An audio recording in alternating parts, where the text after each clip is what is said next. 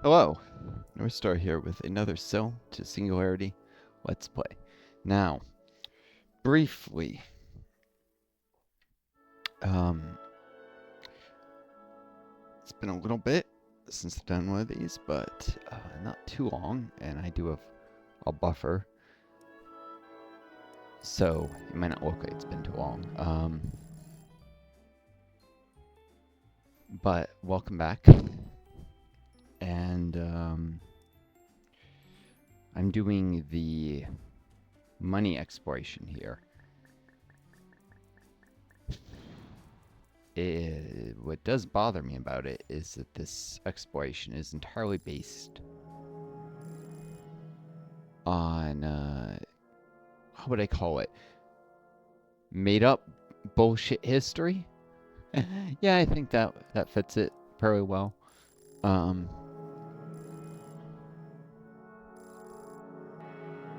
Things that are not based in anthropology and our actual understanding of human history and what we know, what's now known to be true versus maybe what was thought to be true in the past.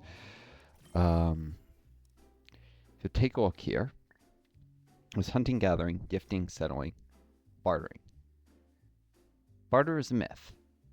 It largely did not occur. There are anthropologists who've studied this issue now say that it's thought it almost never occurred.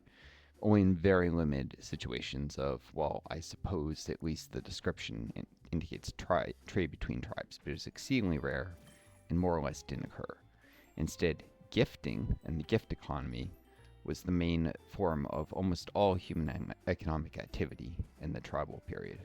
There was barter wasn't done. It's just a lie. It skipped straight from gift economy to currency. There was no transitory period of barter. It's a myth.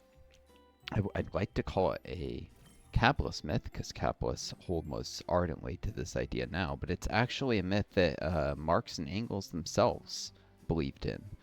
Um, you can find Engels writing about the evolution of money. He dabbled, more than dabbled, in anthropology and advanced the field, and actually may be responsible for some misconceptions about the history of money today, in that Engels advanced and built upon the theory of the evolution of barter into currency, but we now know that this didn't actually occur. Of course, modern Marxists have recognized what the anthropologists are saying, and they agree that it's bullshit and there was no barter period. But the group that's latched onto the theory and refuses to let go of it is libertarian capitalists. That is, the smelly libertarians who want to remove all laws and make it so that there's not even driver's licenses. Those people. And as far as I can tell, the creator of this game has sympathies towards that group if he's not one himself.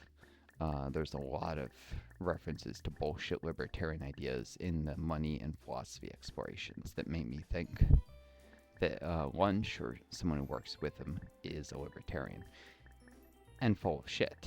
Because let me reiterate, modern anthropology has shown there was no barter period, and a lot of the philosophy stuff here is very skewed too. Um, and again, this isn't like a Marxist idea. Marx didn't too much engage with this issue topic. Engels did extensively, and they actually thought that this was true. This is a modern anthropology has produced new conclusions thing, and Marxists who have always kept up with anthropology and were on the cutting edge of it under Engels have moved with the times, as have non-ideological historians and anthropologists. But right-wingers have refused to accept the new evidence, just like a lot of them will refuse to accept evidence of societies that had more than two genders, which we now know for absolute certain occurred in places like Peru and Chile before Columbus. There were societies that were considered the natural state of humanity to be three genders, so that's not accepted, of course, because of rejection of transgender rights in the modern era. Um, is that an idea that's somehow Marxist or something? No, that was non-ideological. Something that was found by anthropologists. The absence of a barter period is also non-ideological. It's just that capitalist right-wingers have refused to accept the findings, and Marxists have. Marxists were actually, let me reiterate, responsible for some of the misconceptions in the first place. They just corrected themselves. So it's a pet peeve of mine. Every time I play the money exploration here, I have to look at the stupid barter node, and I'm like, nope, didn't exist, didn't happen. And there's multiple references to it. Like, I think when you get the first badge, it says something about barter. The whole cowrie shells thing is an emphasis on commodity currency, which is also an idea that Engels pushed that was proven to be false. Seems like there's a lot of Marxist socialist ideas that work their way into this libertarian understanding of the history of money. That's not a coincidence. It's because libertarian socialism predates libertarian capitalism. Another name for libertarian socialism that is still associated with the movement is anarchism. The anarchists came before Marx, before any libertarian. You can find anarchist writings back in the 1700s even, or pre-anarchist writings, because their ideology built over time. And so some of their ideas worked their way into libertarianism, some of their ways worked their way into Marxism, and some of their ideas just disappeared and were rejected outright. And the libertarian capitalists, when they came into being, their movement, they consciously stole the term libertarian from anarchists. In fact, one of the founders is on the record as saying one of his proudest achievements was stealing the term libertarian, because it has warm, fuzzy feelings associated with it. And anarchists, when people think anarchists, they think crazy bomb throwers in the May Day riots in Chicago in the 1800s. So he stole even though both terms referred to the same group, anarchists, he stole the one that was cushier from the anarchists. That was warm, fuzzy feelings. Of course, this is made a little more complicated by the fact that within the anarchist movements, within the libertarian socialist anarchist movements, sometimes they'll refer to themselves internally as libertarian socialists being the more moderate members of that movement, and anarchists being the more extremist version of the same ideological current. But that only means that the more moderate elements don't have a term for themselves at all. And I say this as someone who started off, when I started to move away from capitalist views, moving into some of those libertarian socialist currents and learning this history, and then realizing anarchism has never produced a functional, viable state in the history of the world. It never will. And it's increasingly their ideology is being co-opted by the libertarian capitalists. So they're not going to even exist for too much longer. And the libertarian capitalists, the libertarians are dumbasses who are, if in charge, would see the collapse of the climate, because they would do nothing about climate change at all. Not that we're doing nearly enough now. But they're delusional. They're going into like Costa Rica and buying up a bunch of land and trying to create their own independent communities, as if that's going to protect them from the planet dying.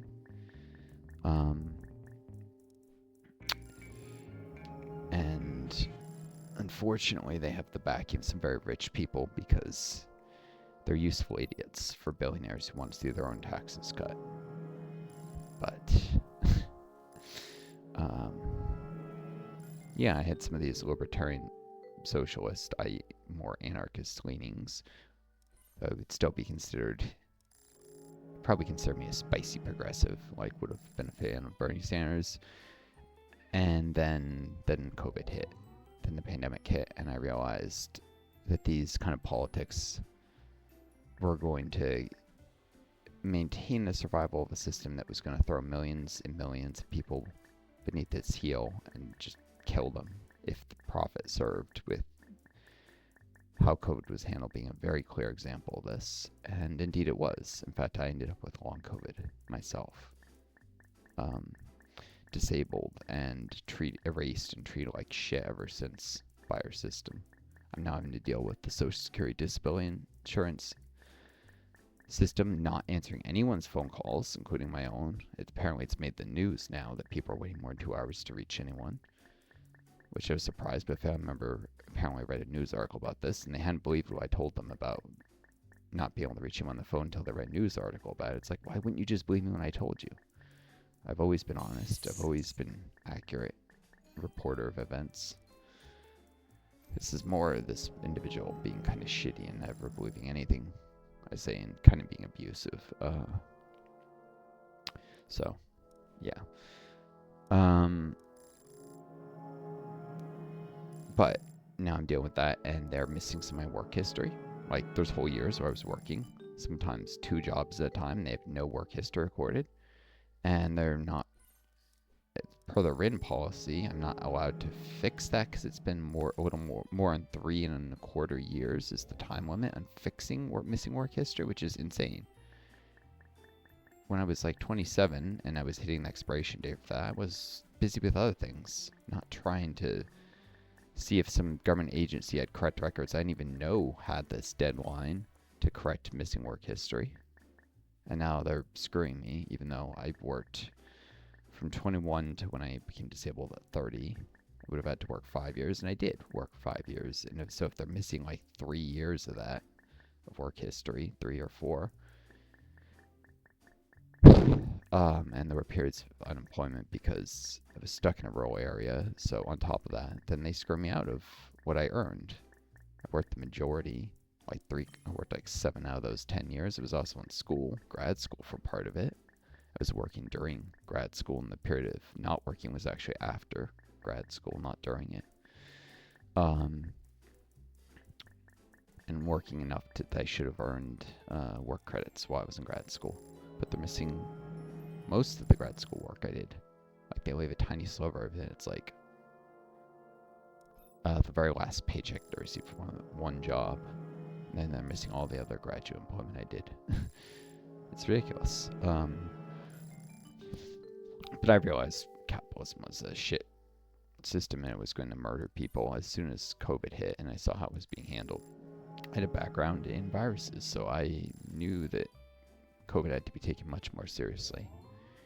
In fact, I was having arguments with roommates who are also in the sciences saying, and trying to become doctors, I was saying, well, this is going to kill a lot of people. You've got to listen, this is going to be serious. And they were just scoffing at me until, of course, I was proven correct. But that was just more of a warning someone personally in your life. Hey, you better be careful because really bad things are about to happen in the country and the world. I was right. Unfortunately, I became one of the victims of this. At least I'm not dead, but being disabled like this, the system treats me like I might as well be. It does not give me any voice. But it doesn't give me the means to survive even. It just waits for me to like starve to death or die homeless rather, because I do get food stamps, but not if the Social Security Administration is fucking me over, then I don't have the means to pay rent, and I can't stay with family forever. People eventually get old and die, and older relatives and younger ones being selfish jerks. Yeah, it's a bad situation, and there's not enough money being put into a cure, or into researching a cure for long COVID, which really needs to happen. Because, you know, obviously if I could just get cured, I could go back to working, and that would be amazing. I was really close to becoming a doctor, a physician. I was straight A's in a program that was designed to help you get into med school, where they like to brag, I think it was 95% of people who had over 3.5 get into a med and D program, and I had 4.0. I was going to definitely become a doctor. No question. Everyone was sure. I was the only person who had any doubts. I'm like, something bad could happen. I've gotten screwed so many times in my life. I was nervous something could go wrong, and something did. Not anything I could have possibly anticipated, but I've had the worst luck in this life, and that's probably never going to change. But hey, if the bad luck teaches me things I can use to help others, then I guess it's not so bad luck. Anyways, been sitting here trying to get Chinese coins node for a bit. It's taking a long ass time, but I don't want to bore you guys. Um, so I'll probably cut this video in a second. Look out for my other YouTube series. I've been building up a buffer of pop-up dungeon videos going all the way out to a month from now, until like mid-April. So it's mid-March now. Look out for pop-up dungeon Let's Plays. If you have heard of that game or been following those series, they're good. Look at my Heart's Iron 4. I'm probably gonna just waiting for caffeine to kick in a little bit, but I'm probably gonna go and check some things with Paraguay's focus tree for the multiplayer game I'm doing, and then because they have a weird, if they have to either declare war on Bolivia or the fascists do a coup on them or something. I want to make sure I understand it correctly. I probably need to go and do some of Orion videos. I keep putting that off. I don't know why I put too much pressure on myself to perform for the audience, I think. It's just play that game and not give a shit. And I had like tons of stations, and large, sizable fleet. I also would build up too much of a micro burden for myself. I was losing interest because having to manage so many stations and ships, it was getting to be obnoxious. The game doesn't have good systems for managing a large fleet. Instead, it just artificially tries to limit the number of ships you can get. Let's see. Rise of Nations. That's something I can definitely get myself to do some more videos of soon. I was trying to conquer the world as the United Kingdom in a version of the main Conquer the World campaign that I quadrupled the number of turns in. So each aged 4 times as many turns.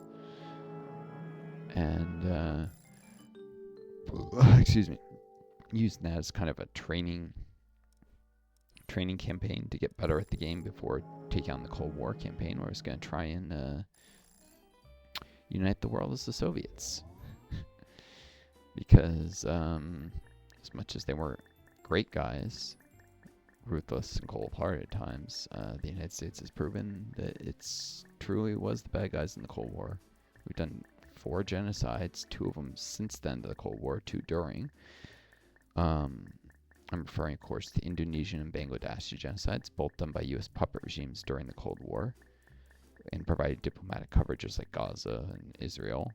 You know, the U.S. making excuses. Gaza genocide and East Congo genocide, which is not just the United States. There's Rwanda is the country actually doing it, and they're essentially a British puppet. So it's actually the British who are most responsible for what's going on in East Congo. But the United States is involved in helping the British as well, in funding and spy operations and protecting Rwanda from international condemnation. Keep in mind, Rwanda was a country that kind of like how a lot of that Israel was able to get away with doing horrible things to Palestinians because they're able to say we're Jewish and Jews were the victims of the Holocaust and therefore we should be allowed to do whatever we want to Palestinians. That's literally what they basically argue, and that's horrible logic, evil to its core. Being the victim doesn't give you the right to turn around and be the victimizer. But that's what Israel did, and that's what Rwanda did. Rwanda suffered a genocide attempt. Rwandans killing other Rwandans, mind you, not really much to do with these Congolese. And then some of the people who had tried to carry out that genocide fled to the East Congo, which is how that gets involved. And so after the country recovered from the civil war / genocide, they started going into East Congo to hunt down the people who carried the genocide. And at first it started out more on the line of like Israeli spy operatives hunting down Nazis who fled to Argentina. But that eventually morphed into stealing the natural resources from East Congo and funding whatever militia would keep the cycle of violence going and just murdering people left and right. And it just got more darker and darker, and the whole thing was being indirectly funded by the British, who were helping the Rwandan government to essentially smuggle gold and diamonds out of eastern Congo and make it look like it was produced in Rwanda, which it isn't. There's very little gold or diamonds under the ground in Rwanda. So the air quote production of gold in Rwanda is bullshit because Rwanda has no gold reserves under the ground to speak of. There's none in the soil there. What they're actually doing is they're stealing gold from East Congo and then claiming they produced it in their country and selling it. That's same with diamonds. Those are blood diamonds. They're coming out of Rwanda. And it's also benefited where the U.S. really gets involved is turning a blind eye and providing diplomatic cover and even funding for this, because what the U.S. wants is they want rare earth metals from Western Congo, which Congo is a huge country. That would be like funding a genocide in Florida in order to get cheap cobalt from California. It's not quite as vast a distance as that, but the idea is the U.S., while not directly involved in the region where the mass murder is going on, is helping to ensure that nobody stops it because it's creating conditions that make it very, very cheap to exploit the metals in Western Congo, which are being used to make like computers, laptops, phones, iPods, whatever, electric car batteries. And these metals are being mined by literal child laborers who are like as young as 7 to 14, in what can only be described as slave labor conditions. So modern slavery perpetrated by U.S. multinationals. The Chinese are doing a little bit of it as well, but they only have one company in that region to like 7 for the U.S. or something. And the Chinese company is not so involved in cobalt, but in other metals that are produced in more humane conditions. So it's not really the Chinese who are doing this, despite the U.S. lately trying to say, oh, it's the Chinese who are doing these slave labor conditions. But all of these mines are owned by U.S. companies. They're extracting cobalt in those conditions, and the Chinese are extracting entirely different metals in much more humane conditions in Western Congo. But they are benefiting a little bit too. But they're also have been involved in trying to broker peace in the country. It's the U.S. that's keeping the cycle of violence going. So maybe they're not putting embargo on metals from Congo like they should be, but they're not the ones who are driving the cycle of violence. That's the America and the British. It's the British more than anyone. But the British have a long history of genocide. I mean, the Bengal famine was a famine genocide that somehow Churchill got away with acting like it was natural, or it was due to the Japanese. No, it was due to Churchill's refusal to declare a state of emergency, banning import of food into Bengal, even as rice was actively being exported from the country, and rice was being exported in order to get money to pay very high taxes that were being levied on Bengal, and then the rice was being sent to Singapore, where the British Empire was buying up all this rice to send it to the Netherlands to try and deal with a famine there once Allied troops liberated the Netherlands, but the rice never made its way to the Netherlands. It just rotted in warehouses in Singapore while people in Bengal starved to death. And I mean, you could justify buying the rice if you brought in subsidized replacement food. If rice has a longer shelf life, the idea is you wanted to end both famines. But the British banned import of food into Bengal, which is very much carrying out a famine genocide. When people are starving to death, to not allow food in. And they maintain the harsh taxes, which is no different than how the Soviets drove the Holodomor with harsh export quotas of food. Except under a capitalist system, the way you force food and resources out of an area is with taxes instead of with quotas. But it's exactly the same thing. So if the Holodomor was a famine genocide by the Soviets, the Bengal famine was a much worse one by the British, because more people died in it, and there was a ban on import of food, whereas the Soviets at least mobilized the food reserves. And that's not to justify either. They're both horrible things that happen. But to say that people have a double standard, they make excuses for the British and they condemn the Soviets. And I'm trying to say, okay, so you right-winger, you think what the Soviets do is horrible, then good. Now, how about you stop making bullshit excuses for the British? What they did was even worse, and since you accept this other thing was bad, you need to accept that what the British did was horrendous, and you need to condemn Churchill was a genocidal bastard. who should not be treated as a hero because he wasn't. All right, well, that's enough of this. I'm just going to dig a hole for myself if I keep talking. I'm sure some of you don't like my criticizing Churchill. It's got a special place in some right wearers' hearts, especially. So, viewers, take care of each other. Be kind to yourselves. May you always find a guiding star to lead you home. Until next time, best luck and adieu.